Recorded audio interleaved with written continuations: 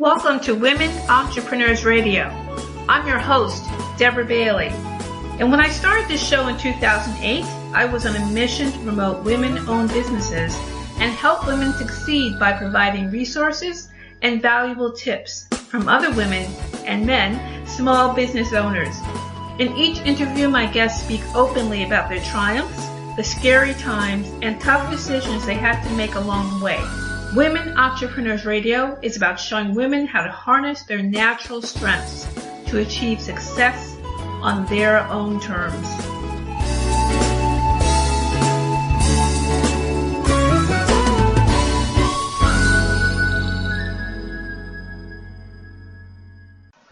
Hi everyone, welcome to Women Entrepreneurs Radio.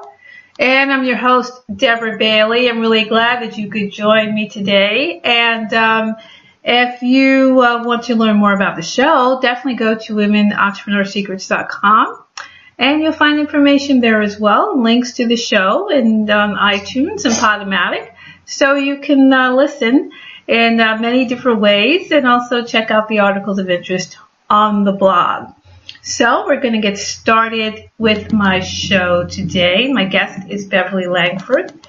And on the surface of the contemporary working world, etiquette might seem passé. Business casual dress slides closer and closer to casual.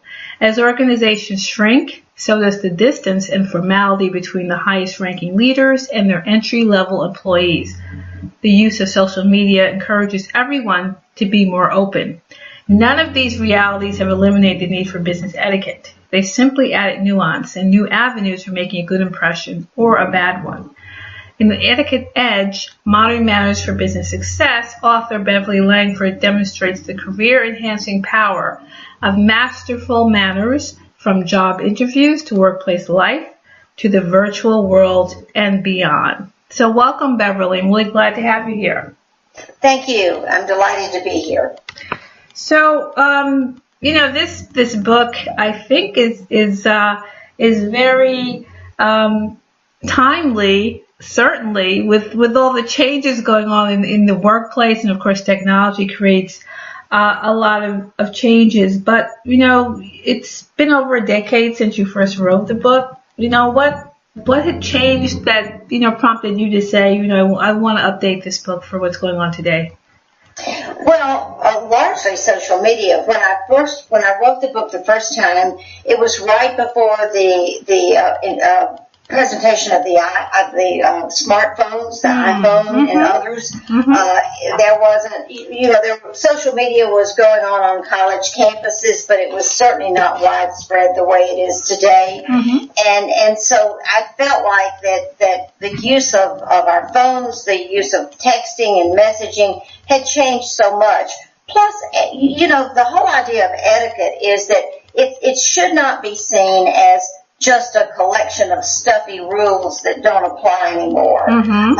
Etiquette changes with social changes and with society. And really, it's just a guide for appropriate behavior. In fact, sometimes when I tell people the name of my book, I see their faces look like, oh dear. And I'm very fast to tell them, I'm not Miss Manners, and this is not a book about which fork to use, even though certainly that's important. What this is really about is appropriate behavior. It's how do you conduct yourself in the workplace, and how do you conduct yourself in a way that you stand out in the crowd in a good way. You can stand out in the crowd, and sometimes that's not the best spotlight on you. So really, this is the book is every chapter is a standalone. You can read chapter 3, and then you can jump over and read chapter 15 because each one deals with a different situation. Of course, we'll talk about some of those. Well, that's true. I think people have thought that etiquette was something that you had to have your white gloves and things like that. Exactly. Yeah, and they don't realize that it's really something else altogether, and it just how you carry yourself and how you're interacting, and if you're in certain situations, particularly professional ones, it makes a difference what impression that you're making. But speaking of that, What generational differences do you see regarding workplace etiquette? Well, certainly the older generations in the workplace tend to be a little bit more formal. They tend to be a little bit more hierarchical, meaning many of the baby boomers came up in a time where there were command and control companies. There was a clear pecking order in organizations, and there wasn't as much collegiality and crossover. The younger generations, probably beginning with the Gen Xers and certainly into the millennials, everything is much more on an equal footing, and social media has done a lot to equalize things. In a lot of companies, you call the CEO by his or her first name. And there's not this lack of approachability, and certainly there are not as many layers of management as there once were. And so I think what that does is even people in the older generations are catching on to the technology, and they're getting involved in this new way of doing things. And the people who are just coming into the workforce are bringing their skills and knowledge, but they're also, I teach in a graduate program here in Atlanta, and they're also realizing that they need to understand the rules of the game. They need to know what is appropriate behavior, what is okay at work, and what's not okay that may be fine in your personal life. So they're beginning to understand in a lot of cases what the boundaries are, and I find them very eager to learn about that. Oh, that's really good. That's interesting.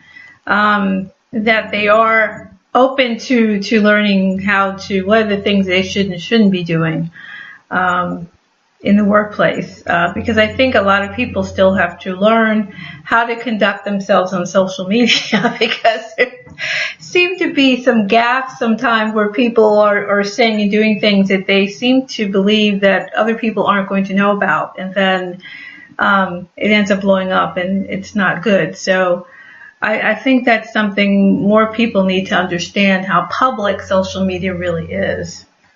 Right, and that in some ways that's the only way people know you. And even though you may a few years pass and you say, oh gosh, I want to get rid of all this. Well, it's rather like putting toothpaste back in a tube. You think you're getting rid of it, but it's still out there because it's been shared so many ways that it never completely goes away. So just thinking about how do I show respect to other people? Not only sometimes social media do you put yourself in a bad light, but you also are disrespectful and even cruel to other people out there.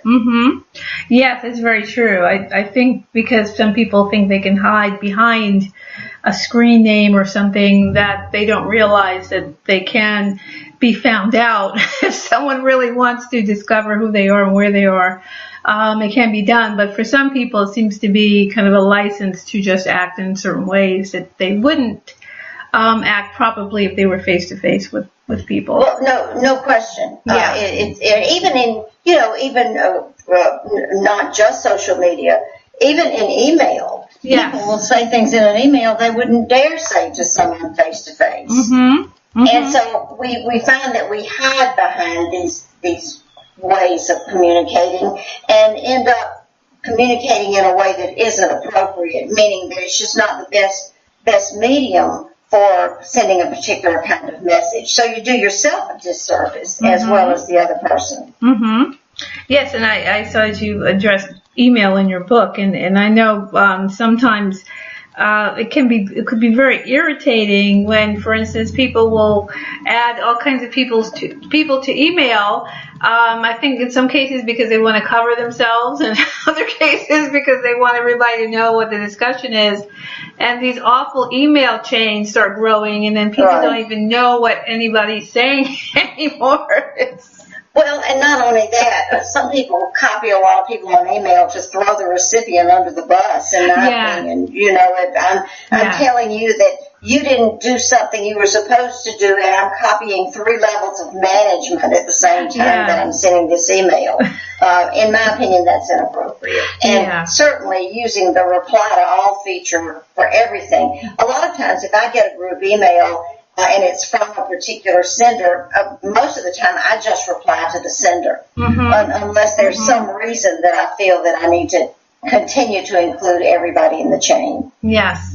Well, that makes sense because it does get a bit much. And you know, you're right. People will do that purposely because they want certain people to know what they're saying to someone. And it becomes a lot of politics in terms of email and who you're sending it to. And it becomes a big game. I think it really hurts communication when people do that.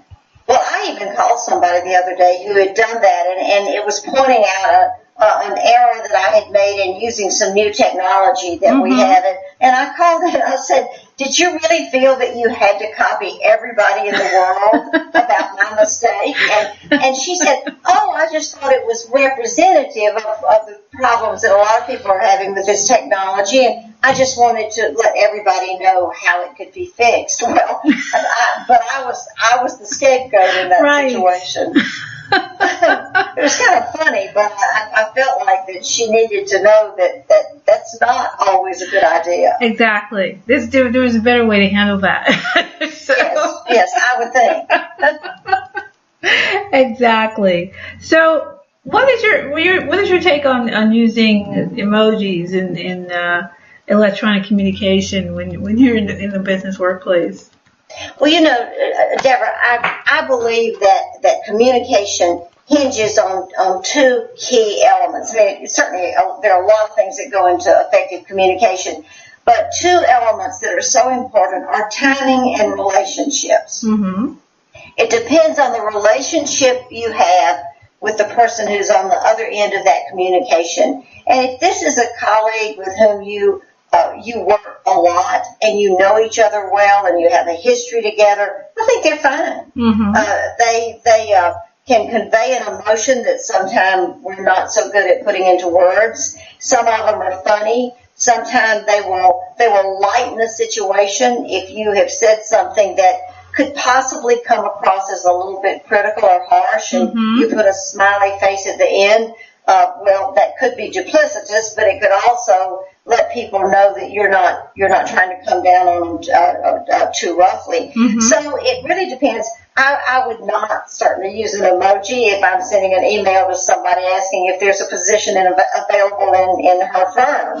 So it really just depends on the relationship, how well you know someone, and how tasteful you think that your choice of the emoji is. That's a good point. Yes, it does depend on the situation, I think, and how what your intentions are, whether or not you should do that kind of thing. Because I think, you know, some environments are more suited to that maybe than others. So people really have to be aware of that. But also, as far as technology, you know, with technology, I thought it was really supposed to free up time. But it seems like people never stop working, you know, so does that, you know, do you feel that the blurring between the personal and the work time, do you think that, you know, really has made a lot of difference in terms of how people interact professionally? You know, has that also changed? Oh, there's no question. And you said it very well when you said the blurring between the professional and the personal. All those tools that were supposed to make our life easier, it just required us to do more. And in fact, I even read somewhere not too long ago that a lot of people are offended by the "I'm out of the office" message because they know full well the person has a phone and the person has a computer and has email and access to it. And so a lot of people just say, well, I don't care if you're out of the office. I need you to answer this question. And so a lot of people have just stopped even using that message because people do know that they are really available. And you have to decide on how you want to set expectations. For example, if you're going on vacation and you know that there is a huge project, and perhaps your vacation time, it's a family reunion, you can't change it, or a wedding, but you know it's not the best time to be out of the office. Well, in that case, you probably want to be reasonable and you want to be accessible to your colleagues, but you can let them know when you're accessible, and set those expectations. I think it's very difficult to ever feel like that you are not ever going to be you're not ever going to be completely isolated and where nobody's going to bother you. It's the way we live now. Yes, that's true. That's true. Because a lot of times people will either leave an email about this is who you should contact. If it's about this, that, or the other thing, or a voicemail message, out of the office, but you should call this one or do that one, or, they leave all these instructions for what Exactly. And in most cases, people are just going to just blow right by that and send the email to the person they're trying to contact. Right. So I think it's a matter of just using common sense. Yeah. Is, okay, I'm going to be out of the office, but there are certain times that I'm either going to check in or I'm going to let people know that it's okay to contact me. That's a great idea. I think that's something most people could live with. Hopefully. So we're just going to take a very short break, and we'll be right back. Law Depot is a leading publisher of do-it-yourself legal documents. They offer state-specific business documents that can be completed within minutes. Visit WomenEntrepreneurSecrets.com for your exclusive 5% discount off all documents. Simply click on Legal Forms in the top menu to get to the selection of documents for the busy entrepreneur. Don't see the document you want listed? No problem. Just click on any link and it'll take you to the Law Depot site, and you can see the entire selection. Forms include estate planning, business forms, family, financial, and real estate. There's a lot there on the site. And when you go through the WomenEntrepreneurSecrets.com link, you'll receive your 5% discount. That's Law Depot, the leading publisher of do-it-yourself legal documents.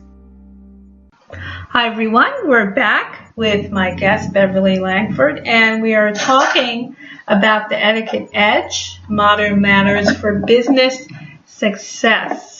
So all of you out there, whether you're an employee or you are a business owner or both, sometimes you're juggling both of those things, there's definitely some information here to help you to be able to navigate those worlds, and also improving communication skills as well, because this is really what it's all about, I think, and how to present yourself.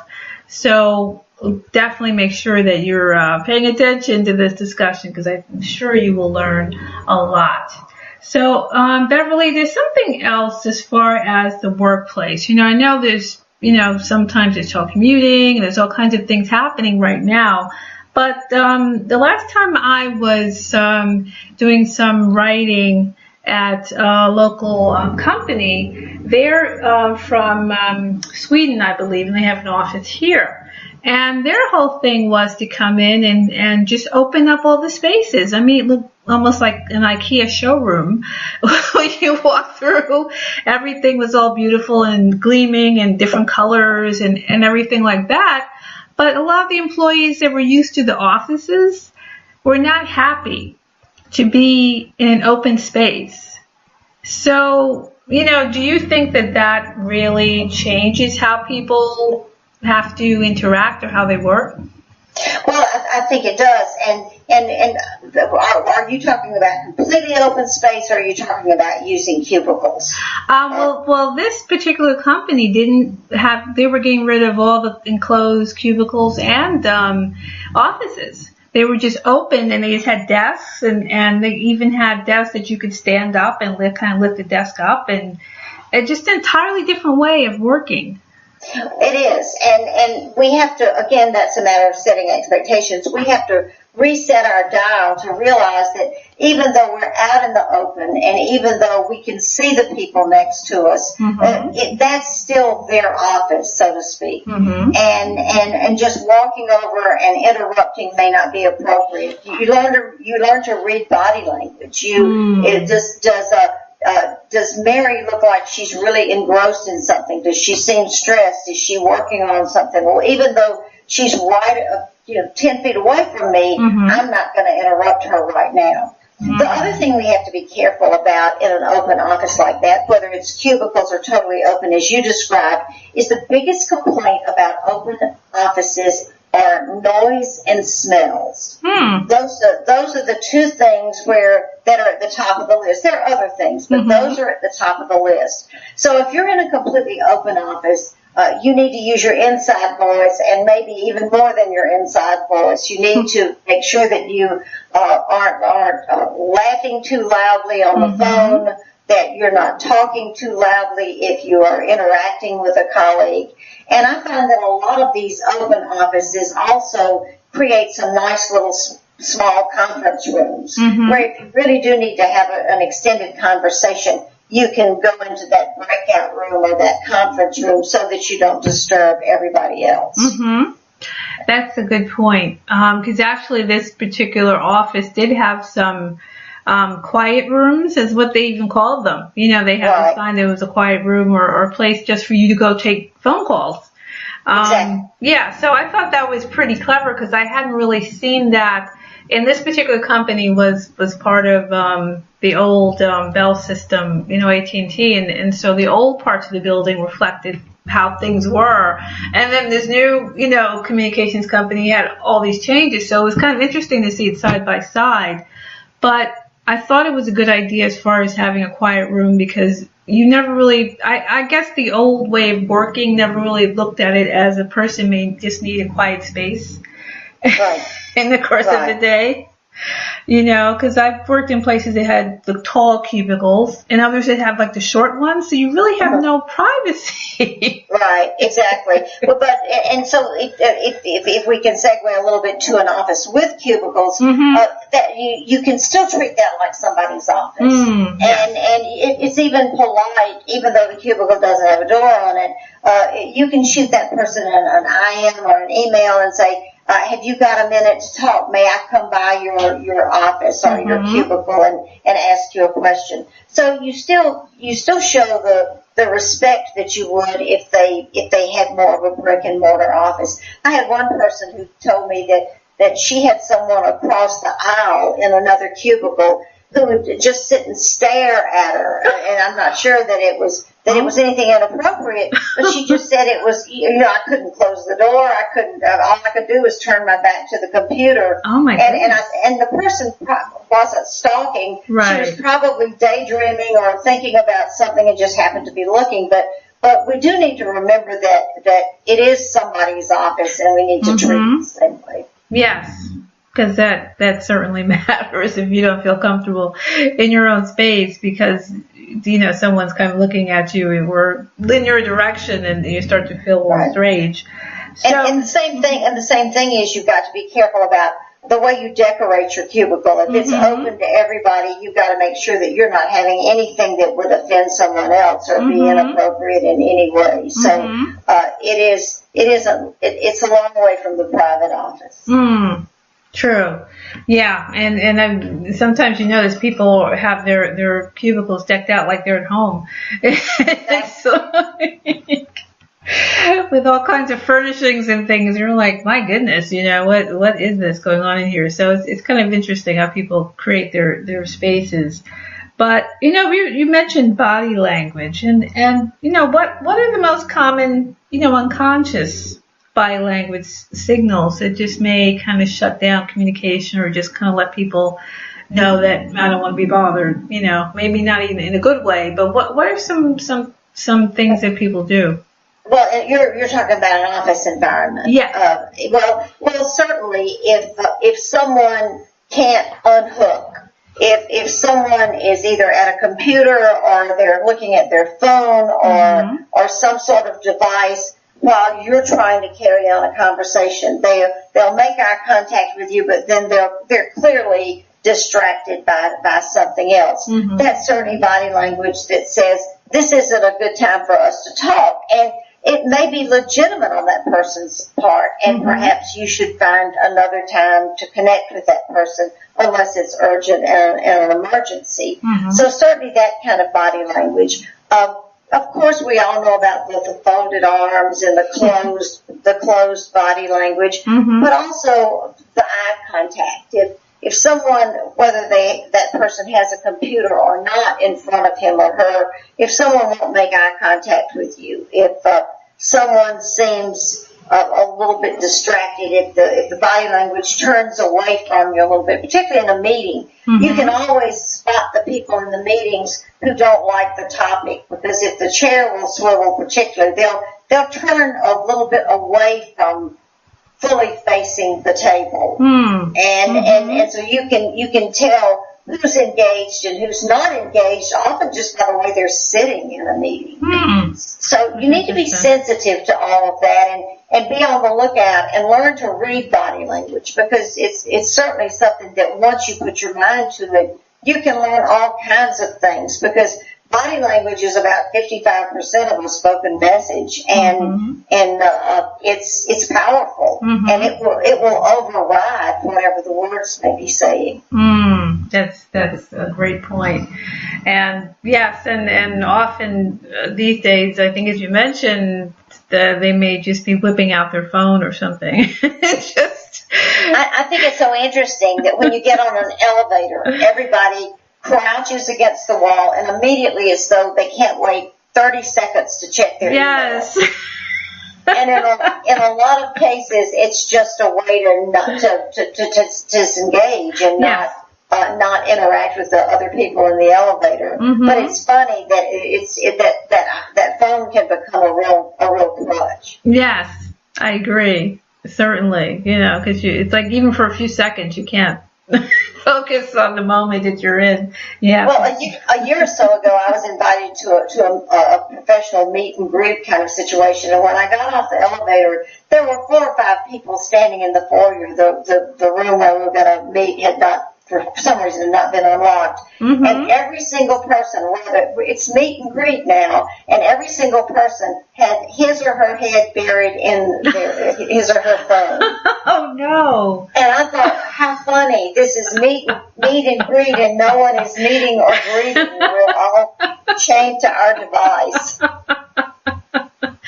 Maybe people can just send each other text messages. And say, hello, I'm Beverly. Right. I don't know. Maybe that's coming. That's how people will communicate after a while. While they're right next to the person, they'll just text them, or however they're going to do it. So, yeah, that's very interesting. It kind of cuts down on communication when you're not even able to break away from your phone for a few seconds and look up. So we're just going to take another short break, and we'll be right back. This is Women Entrepreneurs Radio, available on dbccoach.podomatic.com and iTunes.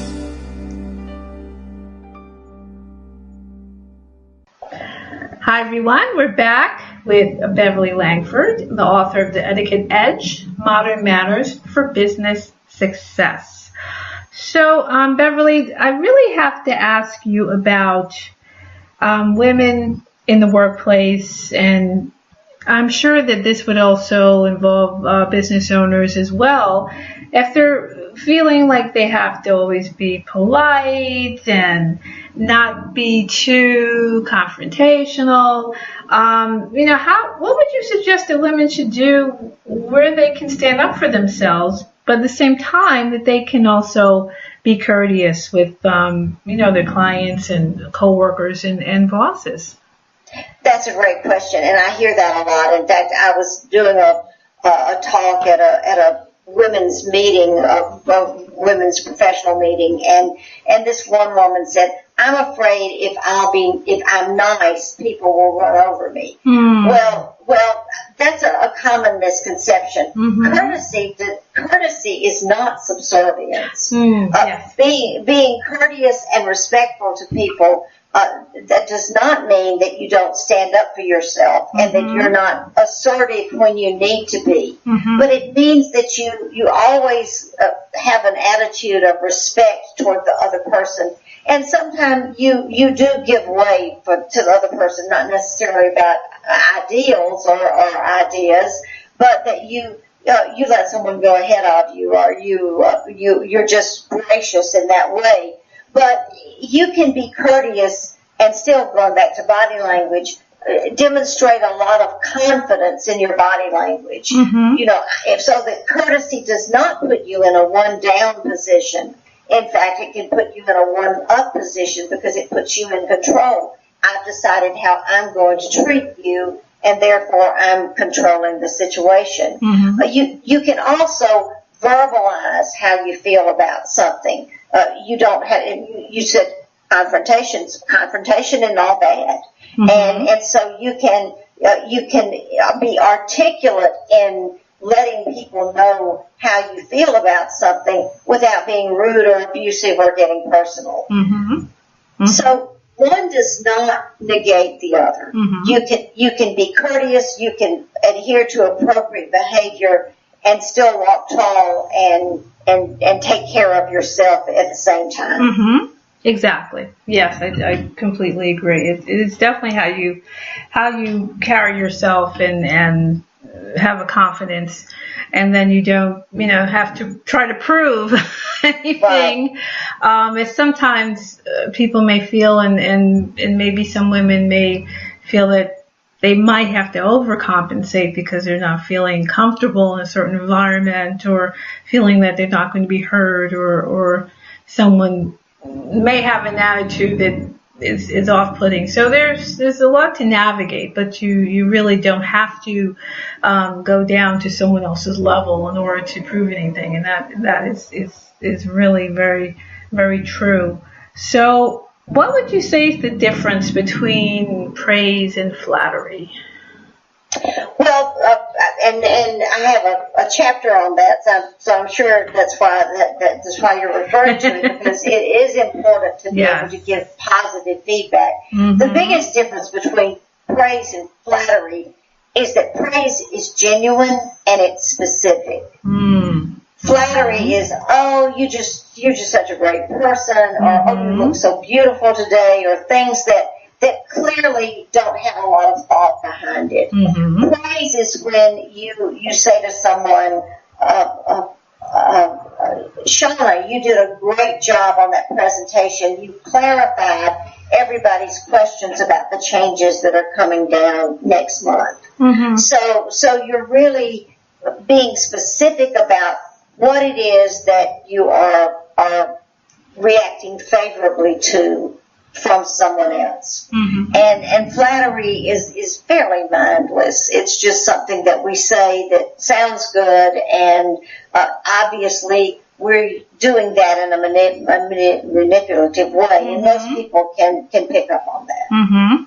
Yes, that's definitely the case, and I think that kind of ties to what we're talking about earlier, because if someone is not feeling secure in an environment, maybe they have to manage people or whatever they're put in a situation, not comfortable, sometimes people will go to that flattery place. Exactly. And it's good to keep in mind, one of the reasons that knowing how to use praise effectively is so important is if you're managing other people, you're going to have to give performance reviews and feedback. And unfortunately, we're a lot better at giving negative feedback than positive feedback.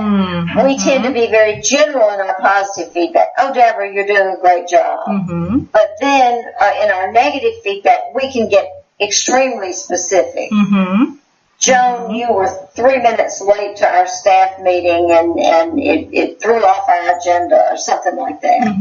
And so the learning to give very measured, thoughtful, specific and genuine praise is a real skill. Mm-hmm. Yes, I agree. And that can make all the difference in terms of the environment in the workplace and how people feel. They feel comfortable. They feel they're always going to be picked on for something that didn't happen a certain way, and that can create so much negativity among everyone. So it is important, I think, to be sure, if you're the business owner particularly, and you can set the tone, kind of understand how you're communicating with everyone.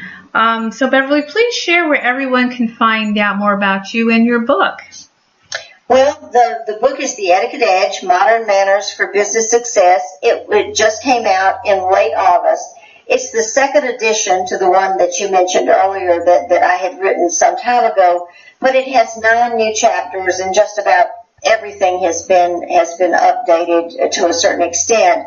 It's online in online bookstores. It's published by Amicom Press out of New York. You can order from the publisher. And it should be, if it's not already, should be appearing in bookstores as well. Mm-hmm.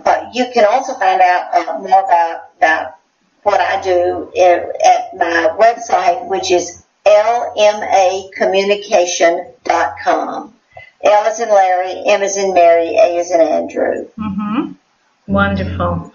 So, we're almost ready to wrap up, and this has been a really terrific conversation, because just helping people to improve their communications is so important, because it seems to be something that gets lost all the time. Well, I think a lot of it has to do with the fact so many of us have moved to big cities. There's a lot of anonymity. Mm-hmm. We don't have as much time to make a good impression on people as when people lived in small towns where they had a lifetime to get to know each other. Mm-hmm. That's a good point. Now it's all very quick.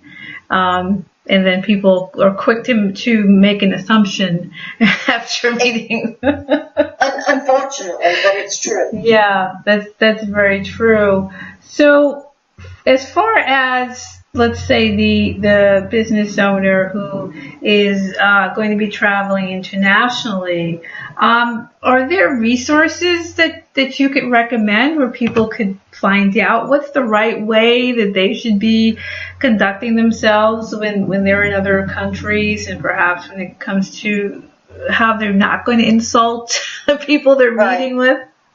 Well, obviously, if you've got a contact in those countries in the business environment, you certainly need to ask questions, ask good questions. But there's a wonderful book called Kiss, Bow, or Shake Hands, and it talks about doing business in, I believe, over 60 different countries, and it gives you a thumbnail sketch of what gift giving, greetings, what's something you should do, what are things to avoid, and then there's so much great information online today. But I would say go prepared.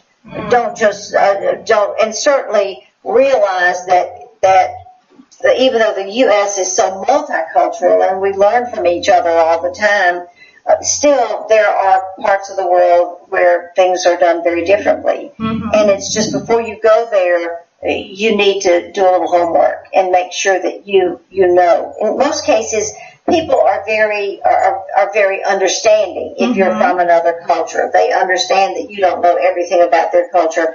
And I find that people love to share their culture. So don't be afraid to ask questions when you get there. Don't be afraid to say, tell me about this, or how is this done, or am I doing the right thing here? So people like to be helpful. Yes, it's very true. A lot of times it's just a matter of asking, just asking for help or asking a question, and you never know where that will lead to. So that is really great advice. So we're at the end of the show, Beverly. Do you have any final thoughts on what we've talked about? Well, just the main thing is that sometimes we make a mistake to think that just working hard is good enough. That if we're good at what we do and we keep our head down and we work really hard, that we're going to get noticed, that we're going to move ahead in our careers.